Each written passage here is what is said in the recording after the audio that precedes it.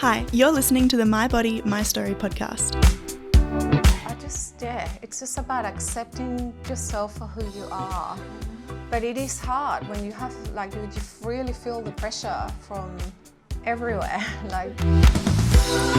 This is the 45 over 45 chapter where we celebrate rule breakers and role models, the women who inspire us to live life our way and to show their sensuality, beauty, soul, and true essence. Here, we talk about what it's like to be 45 plus, adjusting to the changes that come with time, and we listen to the stories of our participants.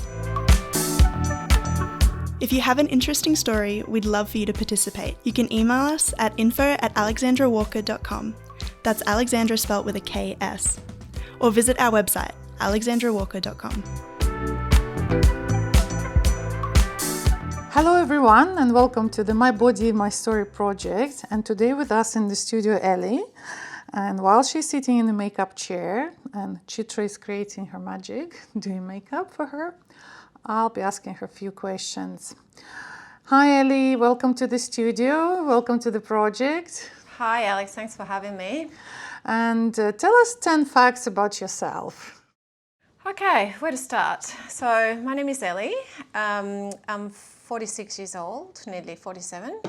I'm originally from Caracas, Venezuela. Oh, wow. I migrated to Australia in 2001. I met my kid's father in Venezuela and then moved here with him. I'm a dentist.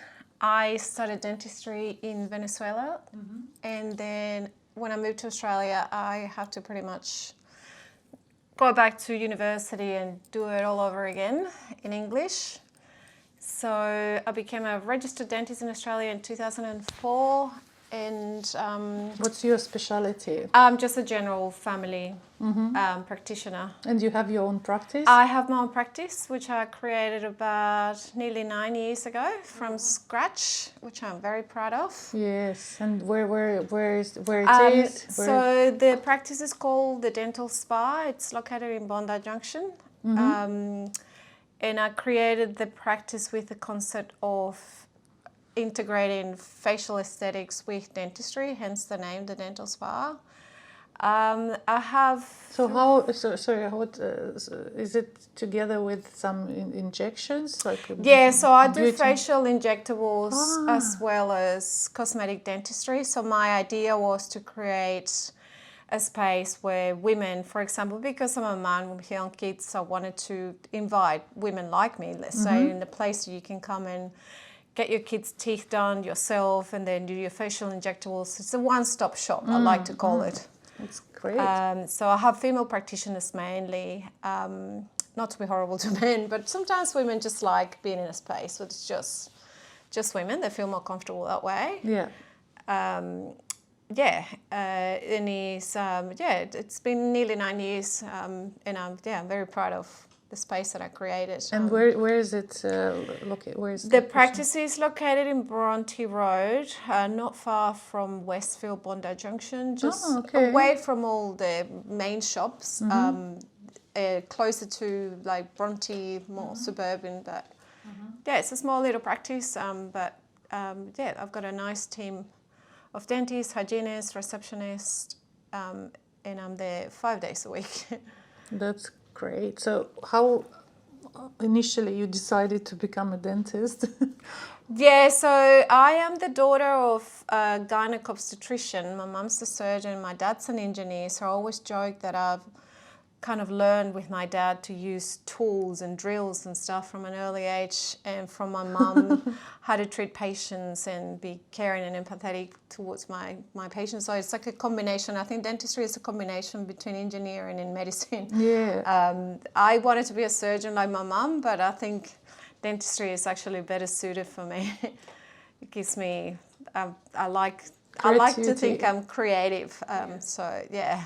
So you do, when we're talking about, because I'm not really good at understanding the differences in specialities, but is it to do with the veneer, like the cosmetic? Look, yeah, I think when I was a little bit younger, I used to be more towards cosmetics, transformation, full smile makeovers. But I think as I get older, and also because of my demands with my children and my family, I'm very conservative. I like to call my type of dentistry just minimally interventive.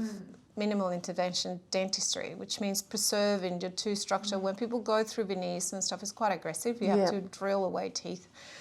I just prefer to, preserve teeth, and sometimes this is why it's good integrating. Sometimes people don't like something about the smile, but it could be just they're showing too much gum, in which case Botox can help with that, without having to damage your own teeth. So, it's just more like a holistic approach to cosmetic dentistry that I have, in a way. Great. And you mentioned that you have kids, and so how old they are? So I have 3 beautiful children. I have a 15-year-old son, Monty. I've got a 14-year-old daughter, Mila, and my youngest, Tilly, she's 11. All teenagers. All teenagers. Lucky you. My mum used to say to me, little kids, little problems, big kids, big problems. And I understand exactly what that means now. It's just different challenges as they get older. But I think they're awesome, and it's the best job I've ever done in my life, just being a mum. Yeah, it's a bit more, and you'll be free. Yes, well, I don't think that's ever going to happen. My mum always and again used to say to me, you'll never sleep again after you have children, because then they will have their own kids and you're worried about them as well. But they definitely keep me busy. So what do you do when you free time from your work and your teenagers? I know probably they take all your time. I don't really have a lot of free time, but I do like exercising. I like taking my dog. I got another baby. His name is Oscar. He's a fur baby. He's a dog, Westie. So I like taking him for walks. I like exercising. I like going around the shops. That's like my other sport. But I don't really have a lot of free time, to be honest. Yeah, I'm asking because like people who listening to us, they don't see you, and Ellie in the great shape, like she has perfect body. Oh, thank which you. We will move to these questions a bit later. That's why I was thinking maybe you're doing kind of magic exercise to keep it. Look, I think a lot of that comes down to genetics. Yeah. My mother looks amazing. She's 72, and my grandmother. So I've got to thank my genetics for that. But I do look after myself. Mm-hmm. I do watch what I eat. Mm-hmm. And I think as I get older, I think I've decided I need to start looking after myself a little bit more. So while we move to this subject, I will ask you the next question. Yeah. And what does aging means to you? I think I was looking at that question before. Aging means to me I've become wiser. Yeah. I think as I get older, I really have to start looking after myself. I think I've spent the last 46 years of my life building up my career, and then also being a mum, dedicating my life to when the kids were very little, making sure they were safe and all that. But I think as I get older, I want to be around to see my kids grow up and get married and all that. I just really need to focus on myself now, look after my mental health, my physical health. But I mean, to me, aging means I'll become wiser with my choices, my decisions in general. And if you could go back to any age, what age it would be? Why? And what advice would you give yourself? Oh, look, if I can go back to any age, I think I will go back to being 15. Mm-hmm. And I think I will, and the reason why, there were a lot of changes in my family back then. I lost my younger brother, and it was the tricky times, confusing times. And I think I will tell myself that everything's going to be fine. You've got yourself mainly to look after yourself. And I wish I could just give my 15-year-old self a little crystal ball and show her, look what you're going to be like in 30 years. You're going to be okay. So your family is still living in Caracas? So my parents I've got an older brother who lives in America, and my mum and dad's situation in Venezuela became from bad to worse. So my parents left 4 years ago, and they live in the US with my older brother. So I'm basically here by myself. I don't have any immediate family other than my 3 children. And do you travel Do you visit them? Look, I've travelled. Last time I went to Venezuela was about 10 years ago. It's just very dangerous there. I just wouldn't want to go and put myself in risk, and then, you know, my kids really need me. Yeah. So I don't go back to Venezuela anymore, it was really sad. I was actually thinking about Venezuela this morning, but my home is where my parents and my brother are, so I travel every couple of years to see them in the US. My mum comes here from time to time as well. Nice. Yeah. So where does she like more, US or Australia? Pretty much, like, yeah. Soon I would have lived here for as long as I've lived in Venezuela, so I guess I don't actually know. People ask me, where are you from? I'm originally from Venezuela, but You're Australian. I also feel like I'm Aussie because my kids are Australians, and this is where my home is, so yeah. I think most of the people here from somewhere, or at their roots from somewhere. So yeah, we all migrated from somewhere, I guess. Yeah. And how long did it take for you to start feeling Australia home? Look, I think I felt home. I felt really homesick, I think, at the beginning, because I moved here when I was really young, 24, and in Venezuela, you don't really leave your parents unless you get married. So I never really lived out of my family home for my parents. So when I came here, I was really homesick for a while, but I loved living in Sydney, in Australia. I loved everything about it. So I would say it took me a good 2 years to start feeling this was home. And it really feels that this is home. Like whenever I travel, I can't wait to go home. Do you think Australia. it helped that you were young, so you adjusted quite fast? Absolutely. Yeah? It helped that I was young. It helped that I could speak English. I learned English. I always wanted to learn English. My dad spent some time in the US, and I took it upon myself to learn English. So I guess that opened doors when I came here. Yeah. But look, I like to feel like I'm Australian. I know, you know, some people call themselves Australian, 100% Australians. I know you say that everyone came from somewhere because Australia is a young country. But yeah, this is home. I feel this is my home, definitely. So let's move to the body image questions. And my first question would be, where do you think, because you are from, let's say, the profession where it's to do with beauty as well as health, and where do you think, what do you think are the main causes of body image issues, insecurities, and it's to do with like body and face aging? I think it's the pressure that women feel to look good. I come from a beauty conscious country. Venezuela's won so many beauty pageants and Miss Universe. I think this, like, we have the record of. So I think beauty is looking good in general. So I think from a very young age, I had the pressure of my mother. I think when I was a teenager, she put me on a diet because I was too fat. And, you know, I think the pressure probably starts from what you can see at home. And I think these days it's all to do with social media. Like, I have 2 teenage daughters that all they see is these Kardashians, and I think it's mainly body issue. Problems come with that perception that we have to look good.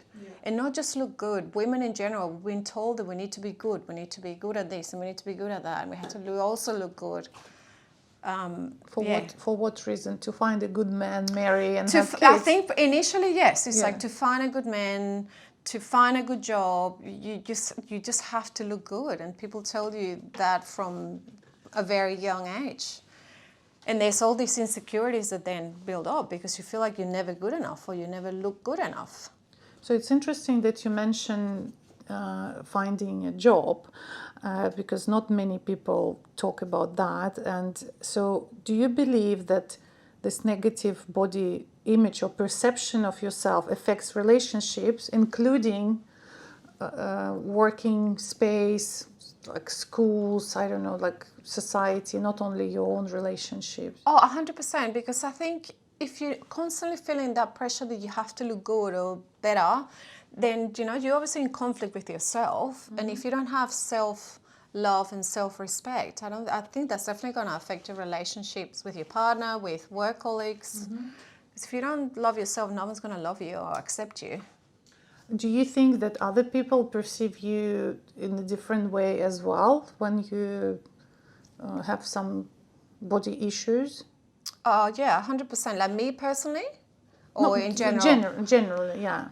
Totally. If you're not confident or happy with yourself, yeah, definitely people will perceive that as well and treat you differently. Yeah. Yeah. They're treating different, Yeah. like they will feel that they can Some do. people, like you think, some people are just really confident.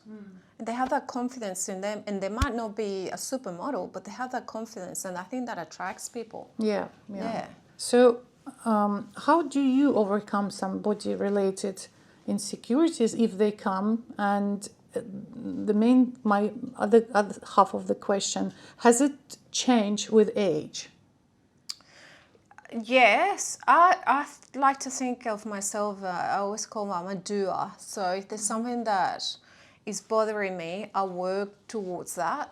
For example, if I'm not happy with a workplace or something, I will change, or I will do something to change it. So if I go on holidays and I eat and drink too much and I feel like I put on a little bit of weight, then I just go and try to fix it and go more to the gym.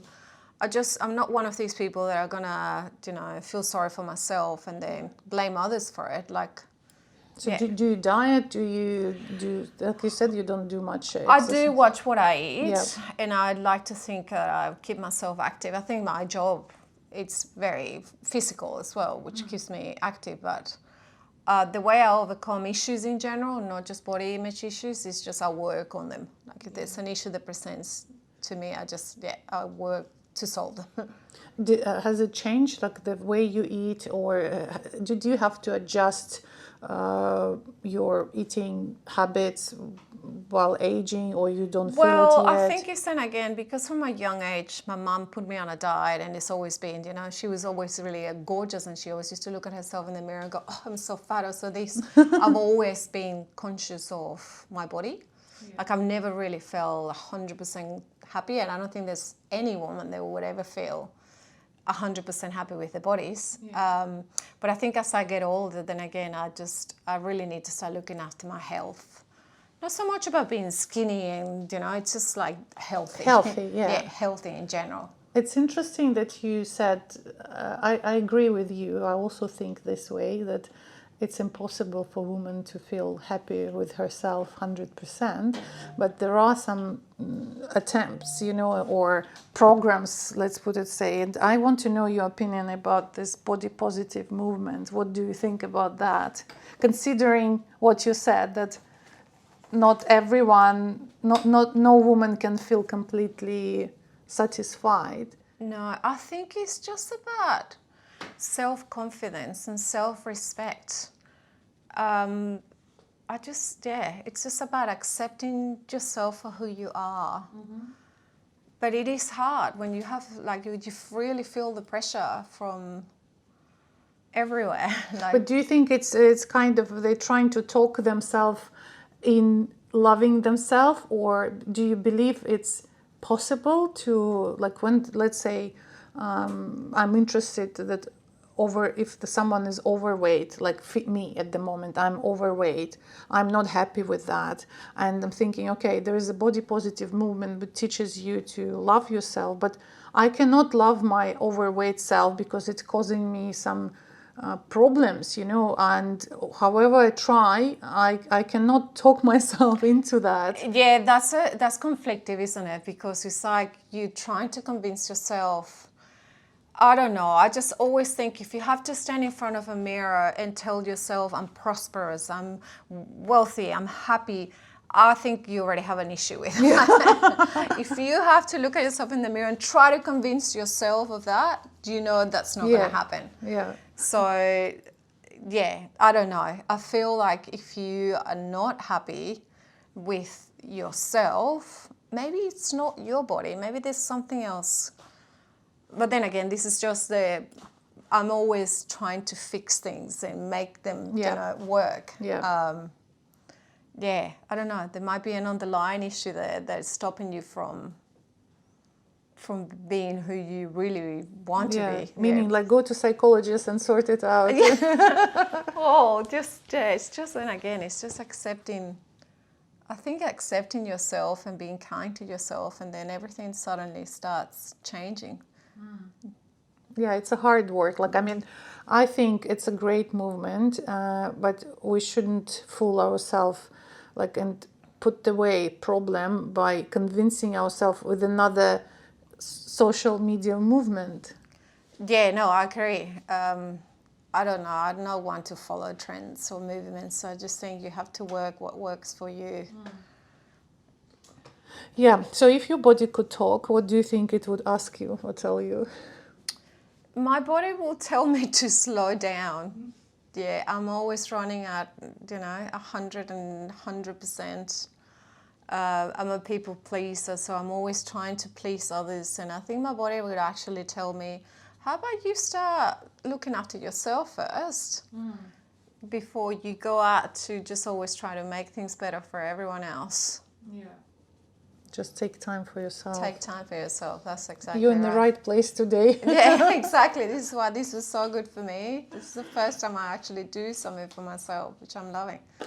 So my last question is if you have any favorite saying or quote about being a woman, or maybe your own thoughts. There is actually a beautiful poem, and I actually have a tattoo on my wrist that says, "Still I rise," and it's from a poet, Maya Angelou, a black lady in America, and she wrote this beautiful poem it's all about self-confidence, self-respect. Despite all these challenges that women have faced over the years, we still, and this is what I like saying this to myself, I still I rise. That to me is just being a woman. Yeah, excellent. Thank you, Ellie. Thank you very much for Thank sharing you. your story and your thoughts. Thank you. And I hope you will have a wonderful rest of your day. Thank you so much. I'll look beautiful, that's for sure. Yeah. And I hope you will feel beautiful as well. Thank you.